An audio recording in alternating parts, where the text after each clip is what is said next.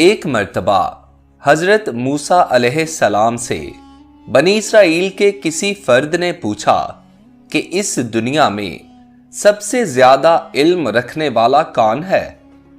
تو حضرت موسیٰ علیہ السلام نے جواب دیا، میں۔ اس جواب پر اللہ نے ان پر وحی فرمائی کہ روئے زمین پر اللہ کا ایک بندہ ہے جو حضرت موسیٰ علیہ السلام سے بھی زیادہ علم رکھتا ہے۔ یہ علم کی آزمائش تھی، لیکن حضرت موسیٰ علیہ السلام نے عاجزی اختیار کر کے اس میں کامیابی حاصل کی۔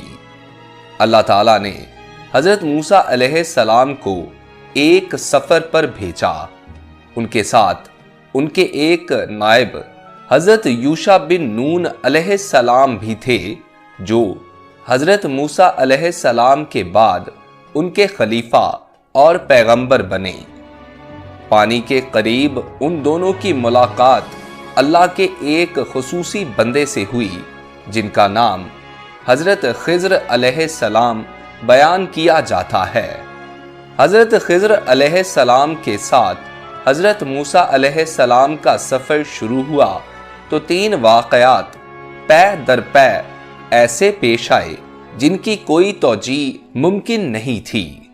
پہلا واقعہ یہ ہوا کہ حضرت خضر علیہ السلام انہیں لے کر ایک کشتی پر سوار ہوئے اور اس کشتی میں بلا وجہ سوراخ کر دیا۔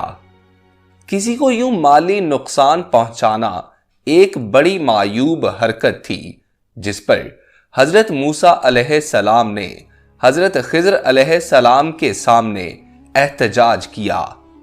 اس سے زیادہ معیوب حرکت انہوں نے آگے چل کر یوں کی کہ ایک لڑکے کو بلا وجہ مار ڈالا۔ حضرت موسیٰ علیہ السلام نے حضرت خضر علیہ السلام کے سامنے پھر احتجاج کیا۔ اچھوں کے ساتھ برا کرنے کے بعد انہوں نے تیسرا کام یہ کیا کہ بروں کے ساتھ بڑی بھلائی کرتی۔ وہ اس طرح کہ ایک بستی والوں نے انہیں کھانا کھلانے سے انکار کر دیا، جو کہ انتہائی معیوب بات تھی، مگر حضرت خضر علیہ السلام نے ان لوگوں کے ایک مکان کی گرتی ہوئی دیوار کو بغیر کسی معاوضے کے ٹھیک کر دیا۔ حضرت موسیٰ علیہ السلام سے پھر صبر نہ ہو سکا اور انہوں نے حضرت خضر علیہ السلام کے اس عمل پر پھر اعتراض کیا۔ بعد میں حضرت خضر علیہ السلام نے حضرت موسیٰ علیہ السلام کو بتایا کہ یہ سب کچھ اللہ تعالیٰ کی مرضی سے ہوا۔ معاملے کی اصل حقیقت یہ تھی کہ کشتی کچھ انتہائی غریب لوگوں کی تھی۔ آگے ایک ظالم بادشاہ تمام لوگوں کی کشتیاں چھین رہا تھا، مگر ان کی کشتی میں ایک عیب دیکھ کر اس نے ان غریب لوگوں کی کشتی کو چھوڑ دیا۔ یوں یہ چھوٹی تکلیف بہت بڑی محرومی سے بچنے کا سبب بنی۔ وہ بچہ جو قتل کیا گیا تھا، اس کے آثار یہ تھے کہ اس نے بڑا ہو کر خود بھی کفر و سرکشی میں مبتلا ہونا تھا اور اپنے والدین کو بھی مبتلا کر دینا تھا۔ چنانچہ اللہ تعالیٰ نے اس برے بچے کے بدلے میں ان والدین کو ایک بہتر، نیک اور صالح بیٹا دینے کا فیصلہ کیا۔ جہاں تک اس بستی کا معاملہ تھا تو حضرت خضر علیہ السلام نے احسان اس بستی والوں پر نہیں بلکہ اس نیک شخص کے یتیم بچوں پر کیا کہ وہ صالح شخص فوت ہو چکا تھا اور اس کے بچے ابھی چھوٹے تھے جو اپنا تحفظ نہیں کر سکتے تھے۔